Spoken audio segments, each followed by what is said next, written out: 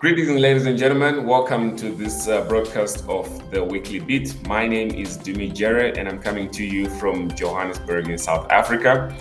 And as always, my beautiful sister is with me, Maggie Mutesi, coming to us from Dakar in Senegal. Maggie, how are you doing? I'm doing fantastic. I don't know why you love to say my name in bits, where I'm coming from in bits. Dakar in Senegal. You're never sure. Well, you're a globetrotter, so I never know where you are. So I always have to check, like, is it Kenya? Is it Cabo Verde? Is it where? Yeah. And speaking of Cabo Verde, Maggie, please help me welcome our guest today, Mohombi. Hello, guys. Hello. Grammy Award-winning artist, venture capitalist, blockchain investor, well, Entrepreneur. billionaire under construction, as he says. And Oh we are my all God. here to witness the journey. I'm blushing now. I'm blushing. Mohombi from Cabo Verde, welcome. How are you doing?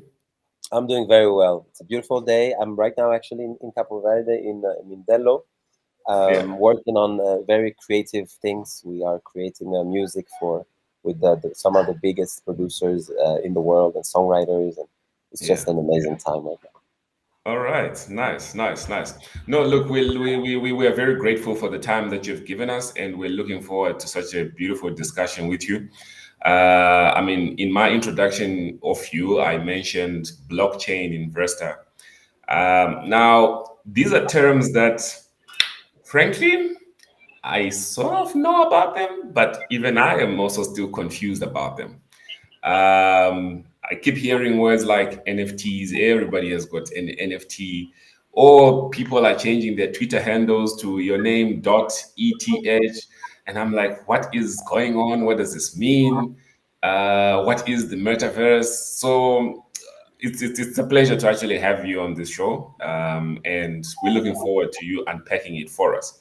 And so I always start by asking, what is an NFT? Please explain to me like I am 5.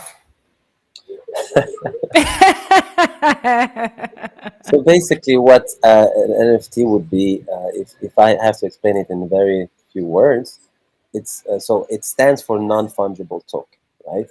Okay. And what it is, it's like a unique identity. Okay.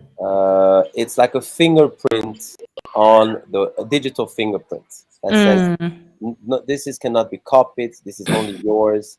It's unique and cannot be duplicated. So it's actually a confirmation of ownership. Yeah.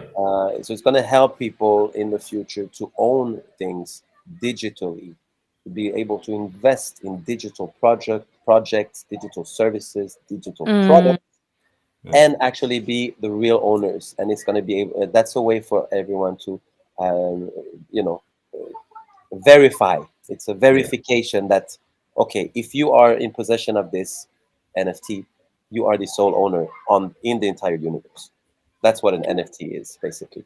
I'm sorry, but Mohammed, as you were explaining what the NFT is, something crossed my mind. It's a niche market that we're talking about here that basically understands this. Like Dumi said, I, for one, I'm just like Dumi, trying to understand how does this even work in my world, where even owning land in my village is a problem because I don't know if I will have it tomorrow. And now you're telling me to own something virtually, where even intellectual property on a continent doesn't even work. Like, it's confusing. It's like a bubble. It's like, I feel like, there is everyone I speak to, they're like, oh, don't miss out.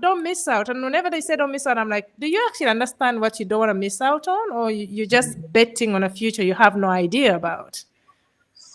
So I think that if we are in a point right now in the evolution that where there's going to be a lot of doubt, a lot of skepticism. Like the coming back of Jesus? Well, no, but like the first website, you I know? say that because they teach us that the day Jesus will come back, will say, "Oh, you're not Jesus. You're not Yeah, Jesus. You're actually be yeah, Jesus, and I will miss out on heaven." So yes. I mean, people gonna be like, nah, you know, can't be. So that's where we are right now. It's just like everything, you know. People have very Yeah. hard time for change. You know, change is something that's a little. Not everybody takes it lightly, and this is what the Web3 is about. We are going into a phase where the way we're using the internet today or the web, our ways of communication is going to shift. It's going to change. So investing in and then again, you know, I never encourage people to invest in anything or because at the end of the day, it's, you know, it's sensible stuff. So I'm not an expert or a financial advisor or something like that. Mm. I just do my own journey, learning as I go, and whatever knowledge I can share, I share with but people. how does it work? How does it really work? That's So the, that's my next question as well, because like just the other day I was reading, well, I saw a headline about how Ukraine's government is raising funds by selling NFTs of Russia's timeline invasion, and I'm like, so what is this thing? How does it work? Does it apply to music, or does it apply to uh, pictures, or artists, or like how does it work? So literally, it can apply to anything. It can apply to you owning a brick in a building of a building, on the 100-story building in New York, and you own one. You own a share.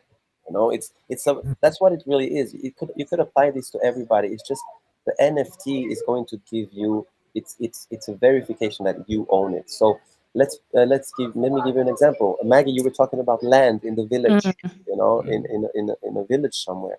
So imagine if we would tokenize. It doesn't necessarily have to be digital. A token can be something physical as well. We we give a token to a specific land, you know, that it's split in different plots.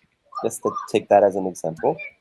Uh, and each and every one of these plots are given a specific serial number, which is a token. And digitally is going to be a token. So that Okay. also is a very people can buy land. Imagine people buying land. I don't know, in South Africa, without ever being ever in South Africa, but they still making profit out of it, or investing in a business, or real estate, or, you know, that's what it really is. It's just a way for people to be able to trade in a decentralized way. It's a new way of trading, basically. How does it connect with the cryptocurrencies? Well, how it connects with the cryptocurrencies is because the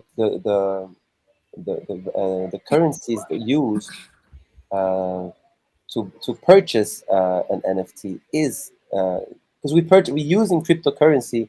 That's the payment, you know, as a payment.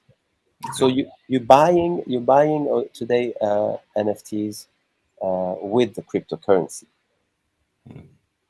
That's what I'm trying to Okay. say. So it Okay. could be Ethereum, it could be Bitcoin, it could be, depending on the project, depending on which network the project has decided to join or to plug into. You know? And That and is and actually. Oh, sorry, Maggie. Go ahead. and all of this is actually operating in the new universe, which is the metaverse.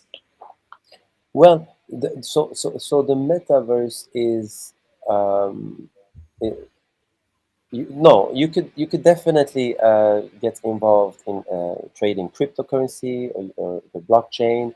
You could get involved in purchasing NFTs, trading NFTs without having to do anything to do with the metaverse. You know what I Oh, mean? okay. It's not like I go home and plug myself in and put my, I don't know, the mask and stuff I think on and that's the shadiest thing I've ever seen. That let me just be honest, Mohammed. Honestly, I think with the NFTs, I can absolutely get a bit of it. But when now it comes to the metaverse, I'm just thinking, okay, so are we gonna get to a point where my job every morning is to go work in the metaverse. So that means I wake up, just wear, whatever it is, and then go into the metaverse and go to my hotel and work and work and work. I'm still in my room, and then come back, remove them, and then take a shower, put them back. That is some kind of depression, like a lost generation, like something you cannot comprehend, You watch too many movies. Hey, you know that there are already people living like that today. But that's what I'm saying. But that's not even mentally healthy, because listen, you're not leaving your bed, you're not leaving your room, you're just living in a bubble. Like, how? Yes. And you remember our parents always telling us back in the days, like, you're sitting too close to the television, back off a little bit. You're too close Yeah. to the TV. Yeah. And now we have a TV right here. It's like, whoa, what's going on? Some virtual reality stuff. But can you imagine that? Can you imagine that? And now I'm just like, okay, we are in Africa where we probably have a lot of unemployed people. We have a lot of issues, and then you have a generation that is, virtual. I won't leave my house, because if I can make $5 in the metaverse, then I'm not gonna look for a job. That is my everyday job. Like, how are we gonna live? How is it gonna be like? How does it even work? Like, I know that, I've been reading companies, setting up in the metaverse, the likes of Google and Facebook, all these huge, massive companies. But really, Mohambi, what is it? Like, are we just missing out? Are we the old, young generation that doesn't get it? I just feel like it's confusing for me, honestly. And I guess that's why I said, coming into this show, there's so much I really wanted to understand beyond telling the Yes, story. exactly. No, it's very interesting questions and legitimate questions. So I think that one thing to embrace is the fact that today we're using internet, but we are dependent on different hubs or different how do you call it, servers. Like, we have to connect through a third party every time, Yeah. and this third party comes with their own policies, conditions that we need to approve. We are not using internet as as free as we maybe think we are. It's Yeah. somebody can cut us off tomorrow. Cut the Yes. wire tomorrow. So what the Web3 is a decentralized web. Okay. It's decentralized, which meaning that we have an ownership. You can today be you can be be paid for streaming music. You could get paid for playing video games. You get paid. So it's new conditions. Because this platform has been created by young, some of them very young kids who just want to change the world. This is how it all started, and that's what the beautiful thing about it. It's real. Like, we really are the old ones asking ourselves, what is going on? We come to that point now. I'm sorry to break it down for you, but this is the truth. You know. So these kids, Okay. these cats are changing the world. They're like, hey, we playing. I've been playing uh, this video game since I was a kid, and I've never got $1 for it. And I'm probably one of the best Yeah. players in the world. So what I'm Yeah. gonna do, we're gonna create our own games. We're gonna, have engagement by other young kids around the world, and we're gonna get paid. We're gonna Yes. share profits with them, Yeah. Yeah. and they're gonna get Okay. paid while playing. So that's an example of what the this new web revolution is about. Okay. And then okay, I think we as we wind up, really, like, do you feel Africa is ready to embrace some of these technological changes? I would understand that obviously in the US and the Europes, these things are now widely accepted. As a continent, are we ready to accept such? I think it is crucial for our for Africa's development, Okay. because Africa, as we know, was left behind, and has been left behind for so many too long, and this is a time, this is a huge opportunity for us that we have to seize, because this can really make us Almost catch you know, up or leapfrog. catch up and even get ahead. Mohombi, when you say it could be an opportunity for us, obviously one of the things we do also on the show is to identify investment opportunities. And if somebody came today and said, okay, wow, what sectors does it work for? Specific sectors, how would I make a return on investment? Like what would you tell us? So, when it comes to cryptocurrency and the blockchain and in Africa, I started 6 months ago, I believe, to look for different communities that are, connected to the blockchain, that know exactly what it is. And to my amazing surprise, I found so many young Africans who already are so ahead. They already know what's going on. They are inside. They're making profit. They're living off of it, and Yeah. it's a beautiful thing to see. And I've joined a couple of these massive WhatsApp groups that is Yeah. only oriented towards African crypto and African Oh, blockchain, and Really? you have the president of Binance who's in that group. Binance is like the Visa or Mastercard of of, crypto. of the crypto world, Where there basically. is even presidents and associations. No, Wow, no, that is. Binance is a huge corporation. It's a huge company. It's a The corporation. It's president, like the president of Mastercard. the president of Binance Africa. Okay. For me, the fact that you even have a Binance Africa tells us everything. Yeah. Yeah. Binance is the big number one platform, cryptocurrency platform in the world, and Okay. now they have an African department, African division. So why, Yeah. that says everything. We are ready. We've always been ready. It's just about sharing information, as like we're doing right now. That's what it's about. And it's really helpful information, honestly. It's I truly personally appreciate, because I've learned a bit more around the whole crypto chain or NFTs. Does that mean you're gonna invest? I need to understand it a bit more. I try not to invest in things I don't quite understand yet. I'm sure if Mohombi adds me to one of those WhatsApp groups, I'll learn some more, and then I'll be willing to put some of my money into it. Yeah. But So let me let me let Mohombi, me let me share a story of mine. yeah, You 'Cause I've remember been that story in the elevator? Mm-hmm. yeah. Do you remember? I Uh-huh. do. Mm-hmm. Uh-huh. That was funny. I was trying to forget about that. Now you remind me again. Okay. Imagine that. Imagine that. So I started a long time ago with this Bitcoin, accumulating Bitcoins. Yeah. So, but I want to share a specific thing that happened 2 years ago.